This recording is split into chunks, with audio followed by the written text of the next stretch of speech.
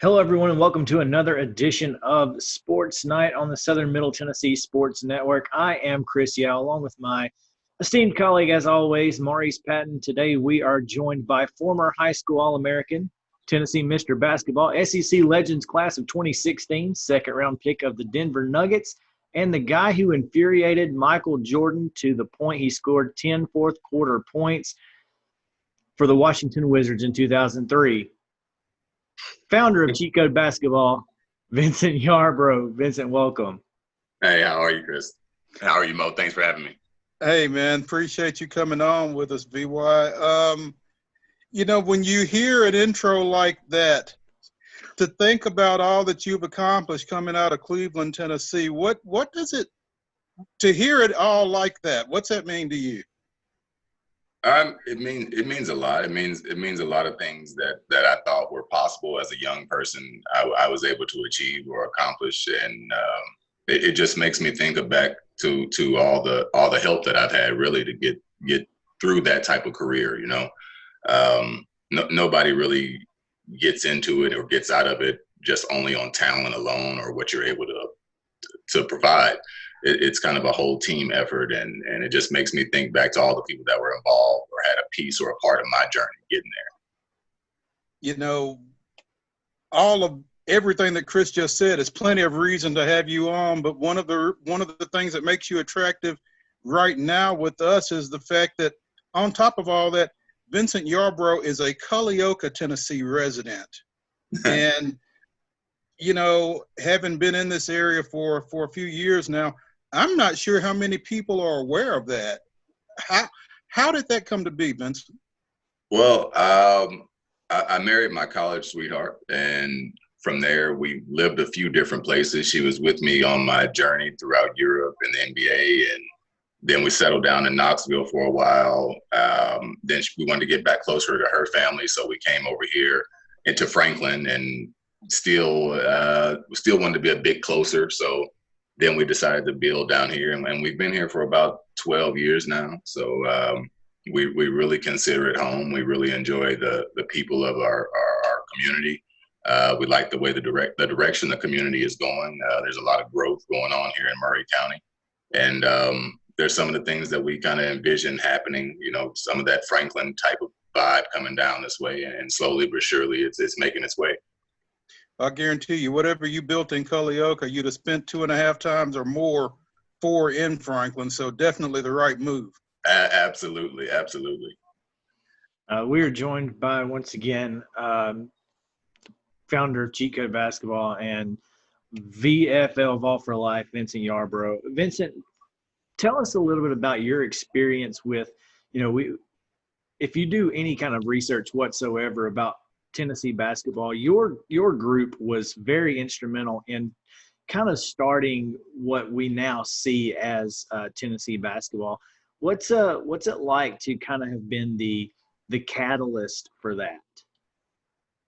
Well, it feels good to know that you were a part of something. There's a lot of people that have the ability to play at a really high level, and they choose to do some of the same things that they've seen other guys do, go on to play at Kentucky, go on to play at Florida, somewhere that's a more prominent basketball school during those times.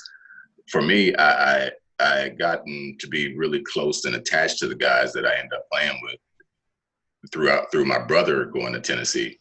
And it just was a feeling amongst all of us that we really didn't have to go. If each and every one of us are being recruited on a high level to go to these schools that are prominent basketball schools, what could we do for our own in-state school, and once we were able to, communicate that, this is back before Facebook, before social media, once we're able to communicate that through getting together at different camps and different coaches able to put us in the same types of situations, it came together, and we were able to start something that I think a lot of us envisioned as young people that we could take it, or the university could take it to that level. Obviously, Vince, and you, as Chris mentioned, you are the founder of Cheat Code Basketball. Talk a little bit about your operation there, what you're doing with that.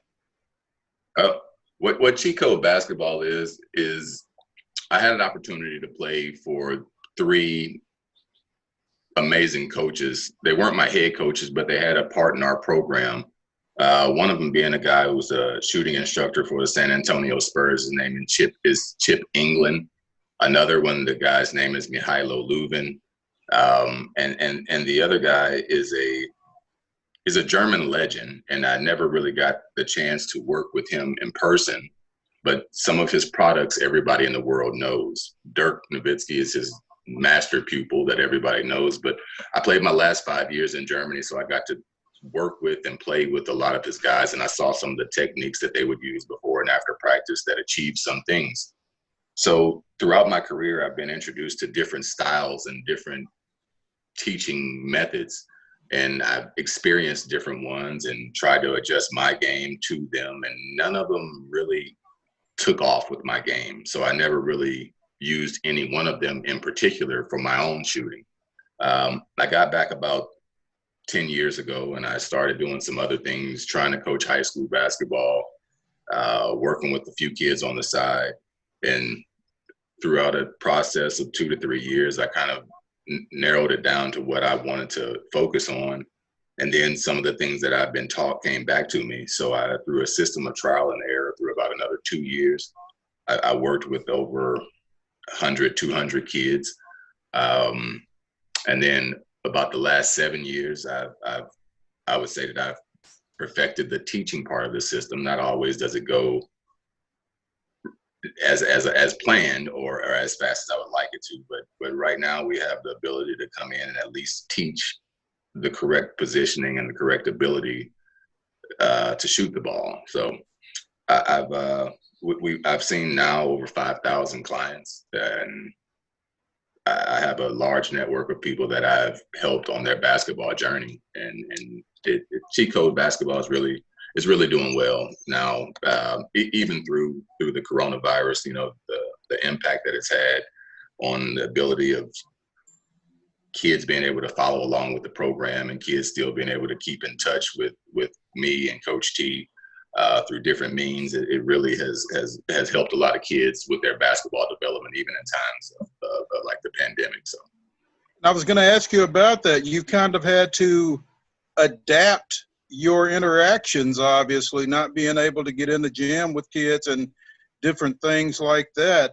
A lot of Zoom meetings and FaceTimes and that kind of thing, I would imagine. How have you been able to adapt? Well, the fortunate thing that cheat code basketball is more, it's not so much of if most kids come to my workout, they're not so much worked, they're taught. So anytime you get into a situation where you can truly teach something, then it's not so much of a rah-rah thing where you have to be into the gym with them and make them go fast and make them go hard and make them do this. Once you teach a kid something and they feel confident and comfortable with it, then they'll take it to that next level and you won't even have to ask. So over the break, I've like I said, I've had a network of over 5,000 kids and a lot of coaches. They've reached out and wanted to continue the development. And we've been able to get it broken down in ways that they're able to set up their own cones. They use microphone. Well, they use the Zoom. We use headphones, and we get to the work the same way. So it's more like they need a tripod. So I have to be able to visually see where they're making their mistakes to be able to make the corrections.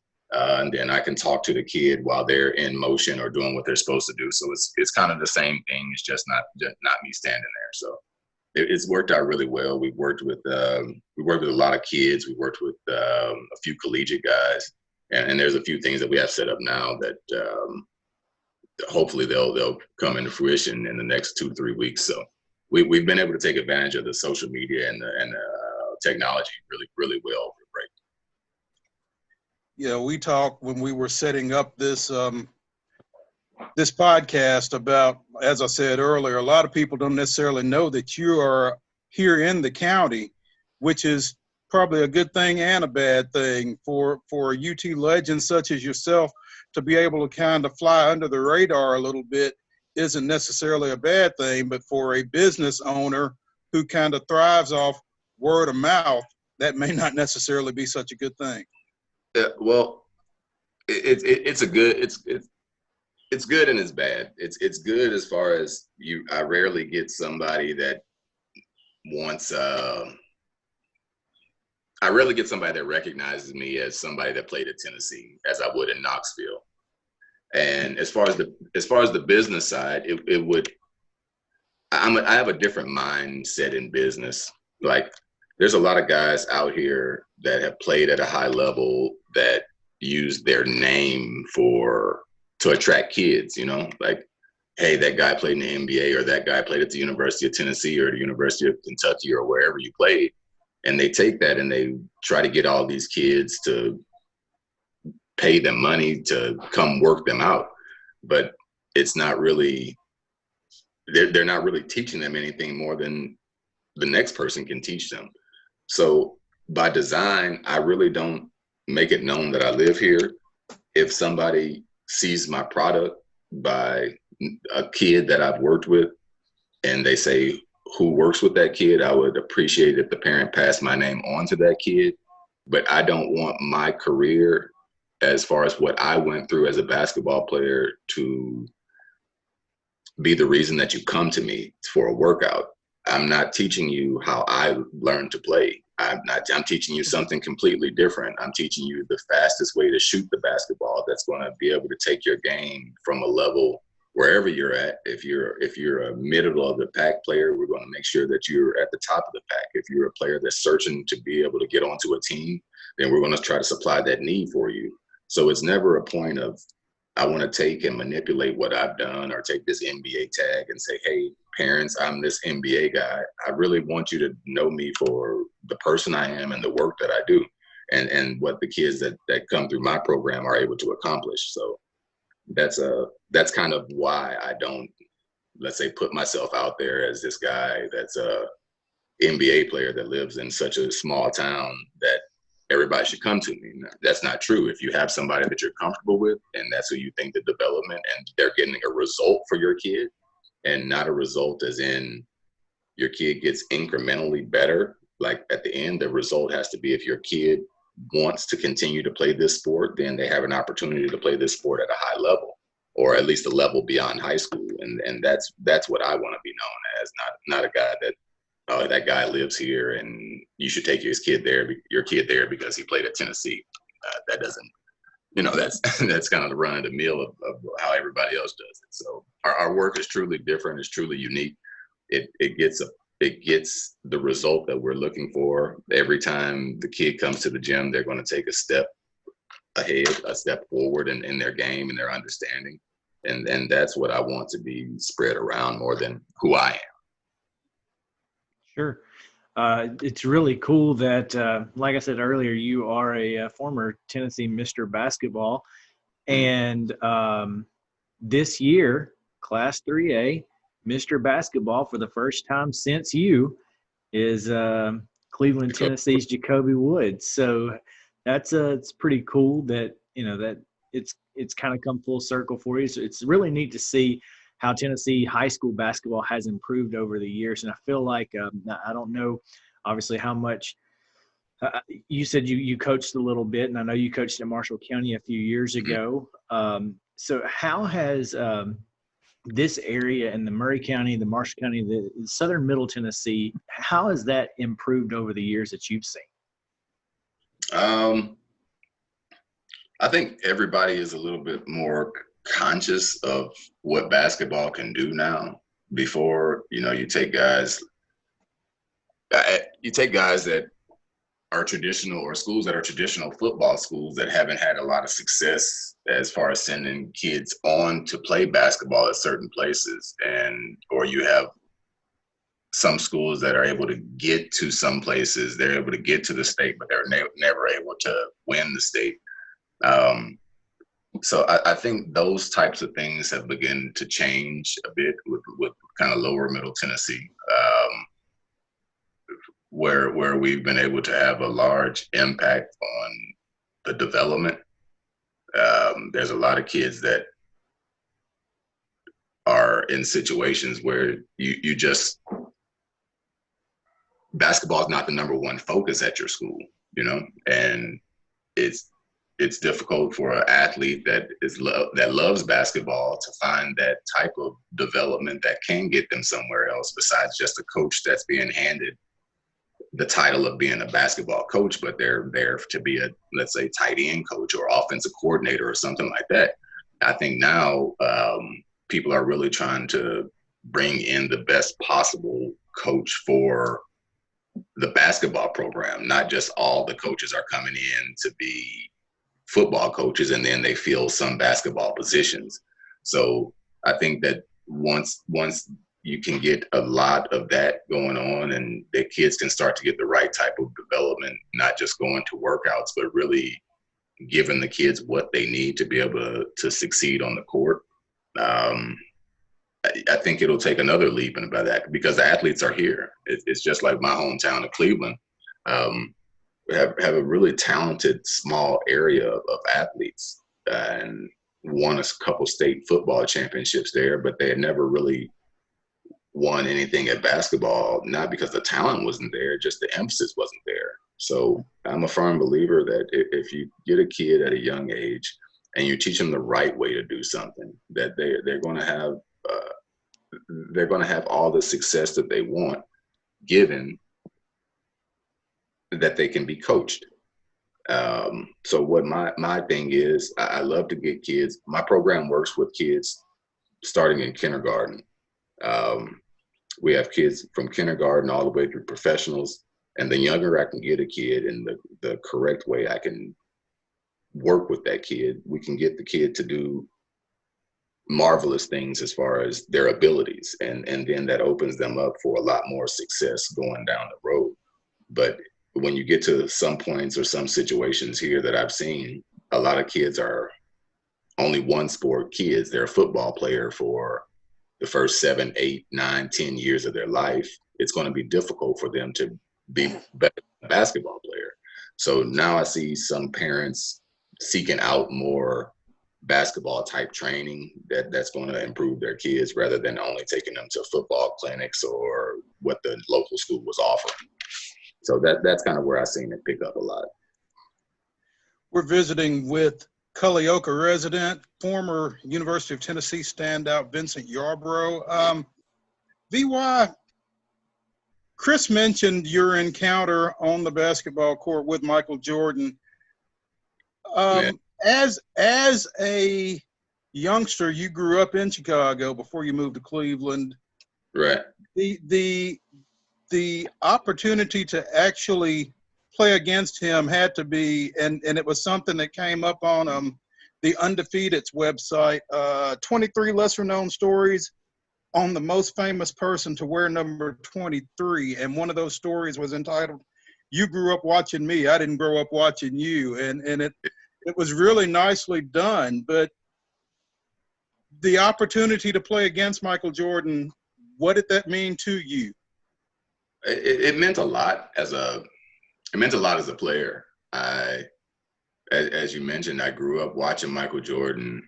I grew up in the North Chicago area, where basketball is king over football. And from there, I came to Tennessee, where football ruled. My high school had won 3 state championships in a row.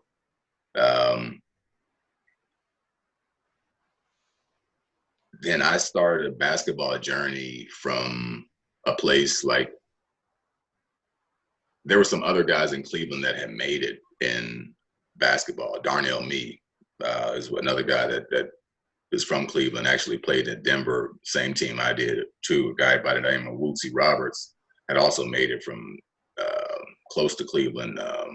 So I knew some guys that had done some things, but I started a journey where I wasn't sure if it was even possible, I wanted to come from a small town and go to play on the big league, the big stages. And there's a lot of hurdles that a guy like myself has to cross. You don't have the knowledge of a guy that lives in New York or lives in LA that's accustomed to seeing pros or working with pros or having trainers around. So first you have to figure out how to train yourself, and then you have to figure out what to do to get to the next level. You have to do some research or try to go to a camp. And at this time, information is not so readily available. So then you get to yourself in a situation where you're eligible for a scholarship. And then you go from there to you playing at the university of your choice. And then from there you go on and you're able to play for money. And then you start to meet some of the guys that you grew up admiring. And throughout my basketball journey, I only learned to show respect by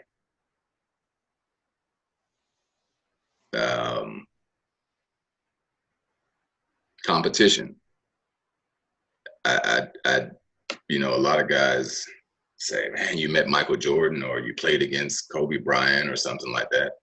And yeah, I did play against those guys, but it was kind of a two-sided thing. You grew up watching a guy that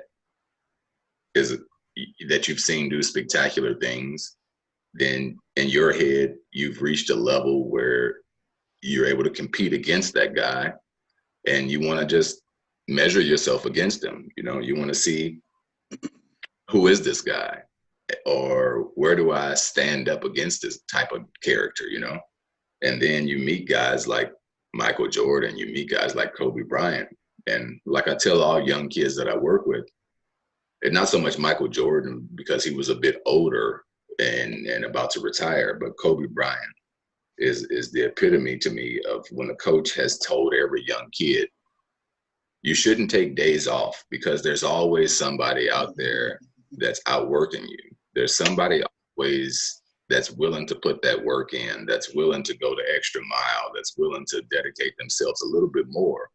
And when you meet these people, you really understand that is a true statement, because and to that point in my life, I had never really, let's say, been challenged physically, as in somebody was my same size and could dominate me with what they're able to do. It was either a battle or you can say that they clearly won, But when you meet guys like this and you start to go against them and play, and then you're exposed to a completely different level of competition, drive, the things that people have been warning you about, that you had kind of maybe some days taken a day off or not put up your 500 that day that you said you did just to go do something else, and those are the guys.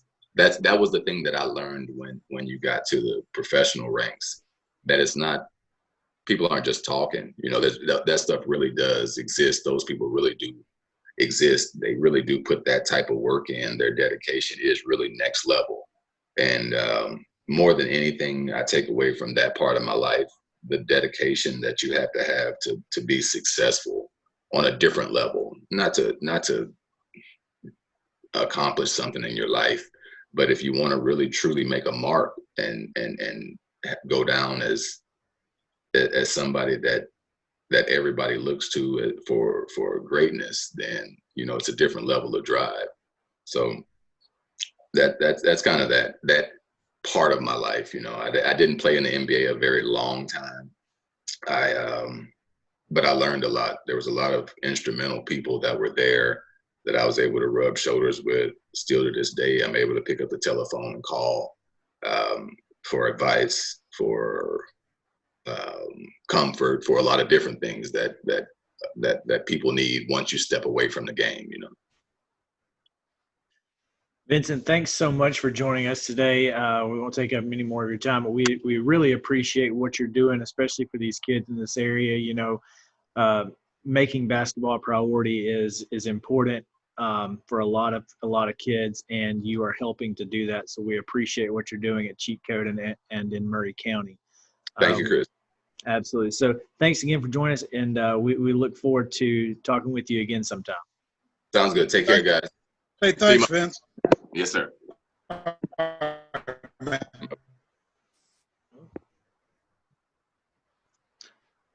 All right. So that was Vincent Yarbrough. I'm curious if he ever ran into the Ronnie Fields character while he was in Chicago. I don't know how long he was in Chicago, but I know that Ronnie Fields, as a youngster, I would have been interested to know if he ever ran into him from Farragut High School. Did you ever hear his stories? Google Ronnie Fields from Farragut, Chicago. It's insane. He was a point guard for that Kevin Garnett Illinois team out before Garnett was drafted. Okay. So Gotcha. yeah, just insane. But high school sports, we talk about them and how important they are. And today marked the first day that local high schools, Murray County and Williamson both, were able to get out on the field and compete and start some summer workouts. And Maurice, I know you were at Columbia Academy this morning. Yeah, I swung through there and caught the tail end of their practice. It started at 7, so obviously I wasn't there at the start.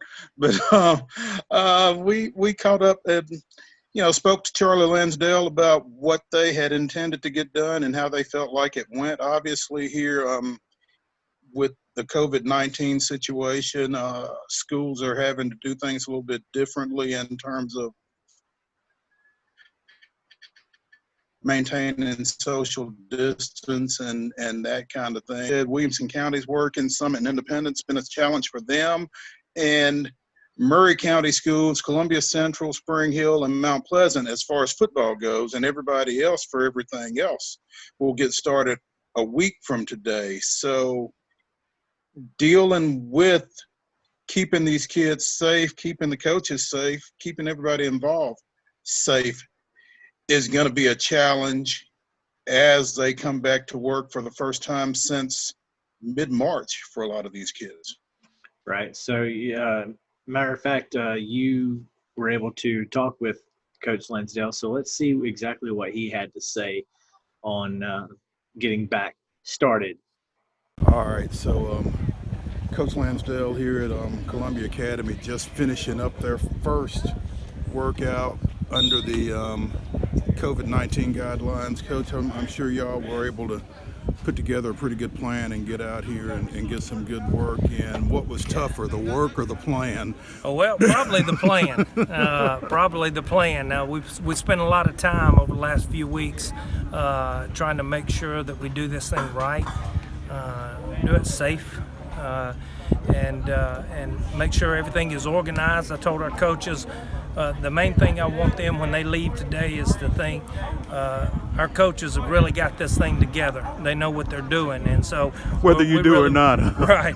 Well, doing the best we can, and so I just wanted to be organized and make sure we give these guys an opportunity to get back out for the first time and get a little work in, and we're just gonna kind of walk our way back into it. Obviously, this is a situation unlike anything you've ever dealt with.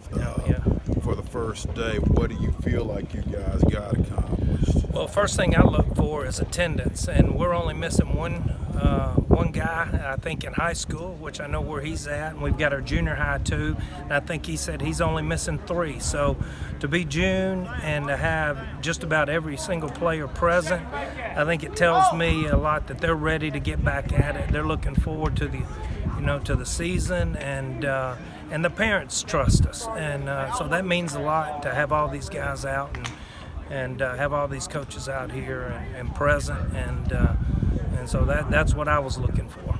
Great, appreciate it, Coach. All right. So again, that was Coach Charlie Lansdale of Columbia Academy. As you said a moment ago, that Murray County has stated they will get back on June 8th. Mm-hmm. And I think that's really important for them to get started back here pretty soon, especially considering that Murray County has been a very has kind of been clean as far as COVID goes. There haven't been a whole lot of cases in the area, so it's pretty important for them to get back as well. Yeah, I think it's important also from the standpoint that the Tennessee Secondary School Athletics Association, TSSAA, chose to maintain the dead period, which begins June 20th, June 21st, somewhere along through there. And so, getting some work in before the dead period is going to be an issue. And I'm sure these coaches wanted to get on the field to some degree before that. So big for them to be able to get back out here next week. Absolutely. All right. Well, again, thanks to Vincent Yarbrough for joining us today, and we are really excited about the direction of high school sports right now. And make sure again you tune in to sm-tnsports.com. Also, you can subscribe there for a free subscription. Every story we write will be delivered directly to your inbox, and you definitely want to go ahead and take advantage of that. For everybody who has been retweeting and sharing our stories on Facebook and Twitter, thank you so much. Continue to do that, please. We are relying on you, and as long as you guys keep reading, we'll keep writing, and we'll appreciate everything that you guys are doing for us. And again, follow us on Twitter, SM_TN Sports, and then on Facebook, it's just SMTN Sports. So make sure you're following us on all the social medias, and we appreciate it. Again, Maurice, thanks for hanging out with us on this wonderful Monday, and we'll see you next week on the Sports Night podcast. Sounds good. We'll catch up.